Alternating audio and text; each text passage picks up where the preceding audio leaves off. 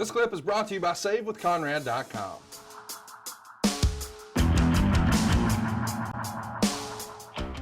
Next up, we've got Big Show working with CM Punk.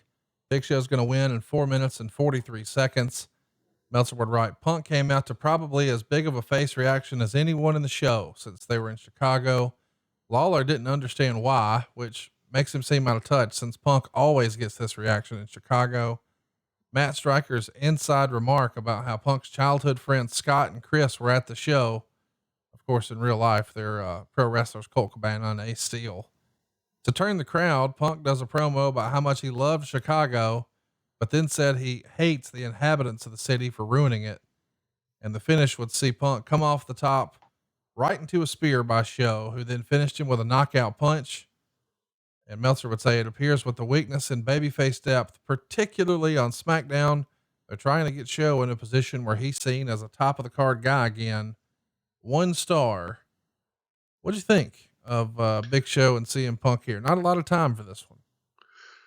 Well, I think the audience saw through Punk turning on them and knew where that came from. I don't think it worked. Right. As a matter of fact, I know it didn't work. So that was, a fruitless effort to even try to do that. They're too smart, way too smart for that. That's his hometown. He is their conquering hero. I also don't think the thing would have been to put him over the Giant. I've tell Show all the time back, when we're working together, you never get a second chance to be a Giant.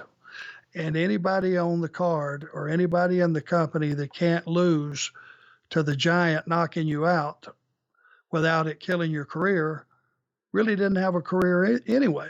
So I don't think Punk hurt himself. He gave a good accounting. He made it exciting. He did all the things you should do. And when he got the Giant down, he tried to keep him down, which made sense. And losing to the Giant's not going to hurt Punk or anybody else. So I think the right call was to put Show over. They did some fun stuff here, Big Show and CM Punk in 2010, but this is the end of the program, and it feels like it sort of died on the vine and it was time to move on.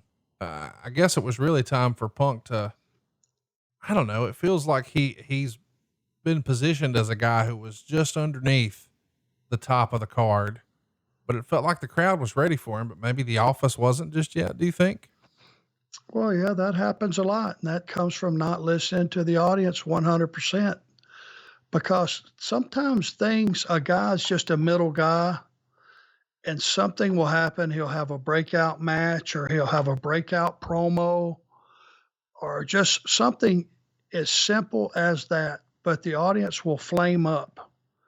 And the next week they'll flame up even more. The key to catching that is listening to them, and whatever you had written down, you got 30 writers in a room, change it. Did you hear the audience last week? Did you hear them this week? Here's what they want. And each week, if they didn't, for example, hear the response Daniel Bryan was getting, and it was literally growing week to week, you could tell the difference. You got to listen to that and give the audience what they want. Let's get to the Night of the Champion show.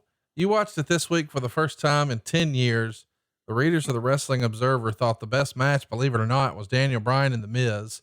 They thought the worst match was Michelle McCool and Melina, and they gave it an overwhelming thumbs in the middle, 56.3% thumbs in the middle, 24% thumbs up, 19.8% thumbs down. We're going to draw a legitimate sellout crowd here. It's always a hot crowd when you're in the Allstate Arena in Chicago. 13,851 fans, more than 11,000 paid, big house. Chicago fans, man. We've just talked about how hot Philadelphia could be and New York City could be, but for my money, I think Chicago's probably the number one town, maybe for heat and quote unquote smart marks and all that. That ECW Philadelphia crowd is rabid, but they are hot every time in Chicago, are they not? It's probably the number one, and don't get mad at me, other cities that have been so kind to us, but Chicago's probably the best wrestling city in the world. Yeah. day in, day out, small company, star casts, personal appearances by guys, you name it, all the way up to WrestleMania. I would suggest they will support all wrestling, any wrestling, and they are the greatest fans anywhere. They really are. And this all happened, by the way, on September 19th, right? Yep. One day before, guess whose birthday? Yours? Yes. Oh, sorry. Now I know why I didn't get a present, My bad. card, or cake from you. I'm sorry. Or maybe that we didn't even know each other back then. Yeah, back then I did not know you. That's for sure. Could have still sent a cake. I could have, and it would have gone to a good home. Yes, my derby. Hey, it's Conrad Thompson. Thanks for checking out the podcast here on YouTube. Be sure to hit the subscribe button and the notifications bell so you get a notice anytime we upload some new content. And go save yourself some money right now. If you're in a 30-year loan or you have credit card debt, it's not a matter of if I can save you money. It's a matter of how much. Find out right now for free at SaveWithConrad.com.